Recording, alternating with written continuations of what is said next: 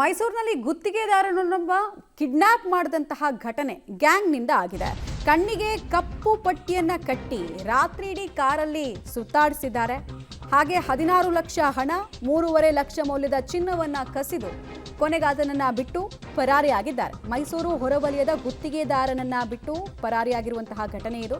July 15ನೇ ತಾರೀಕು ನಡೆದಿರೋ ಘಟನೆ ತಡವಾಗಿ ಬೆಳಕಿಗೆ ಬಂದಿದೆ. ಮುದ್ದೇಗೌಡನ ದೊಡ್ಡಿ ಗ್ರಾಮದ ಗುತ್ತಿಗೆದಾರ ರಾಮು ಅನ್ನೋರು ಕಂಪ್ಲೇಂಟ್ ಅನ್ನು ಕೊಟ್ಟಿದ್ದಾರೆ. ತನ್ನನ್ನು ಅಕ್ರಮವಾಗಿ ಬಂಧನದಲ್ಲಿ ಇಡೋದಕ್ಕೆ ಪ್ರಯತ್ನ ಪಟ್ಟರು ದುಷ್ಕರ್ಮಿಗಳು ಅಂತ. ಅಪಹರಣಕಾರರ ಪತ್ತೆಗೆ 3 ಪೊಲೀಸರ ತಂಡವನ್ನ ರಚನೆ ಮಾಡಲಾಗಿದೆ ಅನ್ನೋದು ಗೊತ್ತಾಗ್ತಾ ಇದೆ.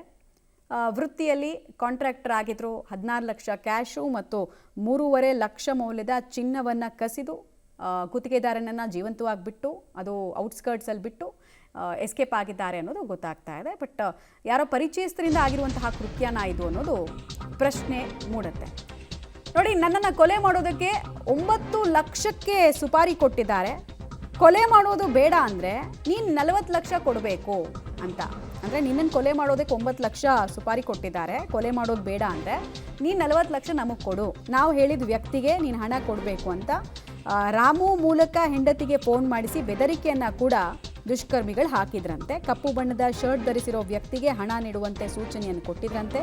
ಕಿಡ್ನಾಪರ್ಸ್ ಹೇಳಿದಂತೆ ಹಣವನ್ನು ರಾಮು ಬಾಮೈದ ಕೊಟ್ಟಿದ್ರಂತೆ. ನಂತರ ಅಜ್ಞಾತ ಸ್ಥಳದಲ್ಲಿ ರಾಮುನನ್ನು ಬಿಟ್ಟು ಕಿಡ್ನಾಪರ್ಸ್ ಪರಾರಿ ಆದರು ಅನ್ನೋದು ಗೊತ್ತಾಗ್ತಾ ಇದೆ. ಸೊ ಅಲ್ಲಿಗೆ ಇವರು ಪೊಲೀಸರಿಗೆ ಮುಂಚೆನೇ ಇನ್ಫಾರ್ಮ್ ಮಾಡಲಿಲ್ಲ. ಡೀಟೇಲ್ಸ್ ಕೊಡ್ತಾರೆ ಕೆ.ಪಿ. ನಾಗರಾಜ್. ಈಗ ಈ ಕ್ರೈಮ್ ನಡೆದಿರುವಂತಹ ರೀತಿ ಹಲವು ಅನುಮಾನಗಳಿಗೆ ಕಾರಣ ಆಗ್ತಿದೆ. ಪರಿಚಯ ಗುರುತು ಇದ್ದವರೇ ಹೀಗೆ ರಾಮುನನ್ನು ಕಿಡ್ನಾಪ್ ಮಾಡುವ ಪ್ರಯತ್ನ ಮಾಡಿದ್ರ?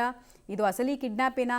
ಏನೇನು ಮಾಹಿತಿ ಇದೆ? ಪೊಲೀಸರ ಆರಂಭಿಕ ಅನುಮಾನ ಇರುವಂತಹದ್ದು ಅದೇ ಮಮತಾ, ಯಾರೋ ಗೊತ್ತಿರುವಂಥವರೇ ಮಾಡಿರುವಂತಹ ಸಾಧ್ಯತೆಗಳು ಈ ಪ್ರಕರಣದಲ್ಲಿ ಕಾಣ್ತಾ ಇದೆ. ಯಾಕಂದರೆ ಗುತ್ತಿಗೆದಾರ ರಾಮು ಅವರ ಬಳಿ ಕೆಲವೊಂದಿಷ್ಟು ಸ್ವಲ್ಪ ಪ್ರಮಾಣದ ಕ್ಯಾಶ್ ಇದೆ ಅನ್ನುವಂಥದ್ದು ಗೊತ್ತಿರುವಂಥವರೇ ಇದನ್ನು ಮಾಡಿರುವಂಥದ್ದು. ಅವರ ತೋಟದಿಂದ ಪ್ರತಿದಿನ ಮನೆಗೆ ಬರುವಂಥದ್ದು. ಜೊತೆಗೆ ಈ ಒಂದು ಘಟನೆ ಆಗೋದಕ್ಕಿಂತ 1 ವಾರ ಮುಂಚಿತವಾಗಿ ಕೆಲವೊಂದು ಕಾಂಟ್ರಾಕ್ಟ್ನ ವಿಚಾರದಲ್ಲಿ ಅವರ ಕೈಗೆ ಹಣ ಸೇರಿರುವಂಥದ್ದು, ಇದೆಲ್ಲವೂ ಕೂಡ ಕೆಲವರಿಗೆ ಯಾರಿಗೂ ಗೊತ್ತಿರುತ್ತೆ. ಹೀಗಾಗಿ ಗೊತ್ತಿರುವಂಥವರೇ ಈ ಕೃತ್ಯ ಮಾಡಿರುವಂಥದ್ದು ಸ್ಪಷ್ಟವಾಗಿ ಮೇಲ್ನೋಟಕ್ಕೆ ಕಂಡು ಬರ್ತಾ ಇದೆ. ಸದ್ಯಕ್ಕೆ ಈ ಪ್ರಕರಣ 2 ದಿನಗಳ ನಂತರದಲ್ಲಿ ಬಯಲಾಗಿರುವಂಥದ್ದು. ಈ ಒಂದು ರಾಮು ಅವರು ಮೂಲತಃ ಗುತ್ತಿಗೆದಾರರು, ಬಹಳ ವರ್ಷದಿಂದಲೂ ಕೂಡ ಗುತ್ತಿಗೆಯನ್ನು ನಡೆಸ್ತಾ ಇದ್ದಾರೆ ಮತ್ತು ಸ್ವಲ್ಪ ಶ್ರೀಮಂತಿಕೆಯೂ ಕೂಡ ಇದೆ ಮತ್ತು ಅವರ ಕೈಯಲ್ಲಿ ಸದಾಕಾಲ ಹಣ ಇರುತ್ತೆ ಅನ್ನುವಂಥದ್ದು ಅಲ್ಲಿಯ ಅವರಿಗೆ ಸ್ನೇಹಿತರ ಬಳಗದವರಿಗೆ ಸುತ್ತಮುತ್ತ ಇರುವಂಥವ್ರಿಗೆ ಗೊತ್ತಿರುವಂಥದ್ದು. ಹಾಗಾಗಿನೇ ಅವರನ್ನು ತೋಟದಿಂದ ಅವರು ಮನೆಗೆ ಹೋಗ್ತಾ ಇರುವಂಥ ಸಂದರ್ಭದಲ್ಲಿ ಅವ್ರನ್ನ ಅಡ್ಡ ಹಾಕಿ 4 ಜನರು ಅವರನ್ನು ಕಿಡ್ನಾಪ್ ಮಾಡಿ ಕಾರ್ನಲ್ಲಿ ಕೂರಿಸ್ಕೊಂಡು ಅವರ ಕಣ್ಣಿಗೆ ಬಟ್ಟೆಯನ್ನು ಕಟ್ಟಿ ಇಡೀ ರಾತ್ರಿ ಅವರನ್ನ ಓಡಾಡಿಸಿದ್ದಾರೆ.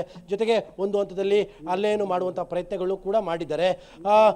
ಆ ಸಂದರ್ಭದಲ್ಲಿ ಅವರ ಕೈಯಲ್ಲಿದ್ದಂಥ ಚಿನ್ನವನ್ನು ಕೂಡ ಕಿತ್ಕೊಂಡಿದ್ದಾರೆ. ಜೊತೆಗೆ ಮನೆಯಿಂದ 40 ಲಕ್ಷ ಕ್ಯಾಶ್ ತರಿಸು ಅಂತಲೂ ಕೂಡ ಹೇಳಿದ್ದಾರೆ. ಡೌಟ್ ಶುರುವಾಗ್ತಾ ಇರುವಂಥದ್ದೇ ಅಲ್ಲಿಂದ ಮಮತಾ. ಯಾಕೆಂದರೆ ಕೆಲವೇ ದಿನಗಳ ಹಿಂದೆ ಅಷ್ಟೇ, ಕೆಲವೇ ಒಂದು ವಾರಗಳ ಮುಂಚಿತವಾಗಿ ಅಷ್ಟೇ ಒಂದು ಪ್ರಮಾಣದ ಹಣ ಗುತ್ತಿಗೆದಾರ ರಾಮ್ಗೂ ಅವರ ಕೈಗೆ ಸೇರಿರುವಂಥದ್ದು.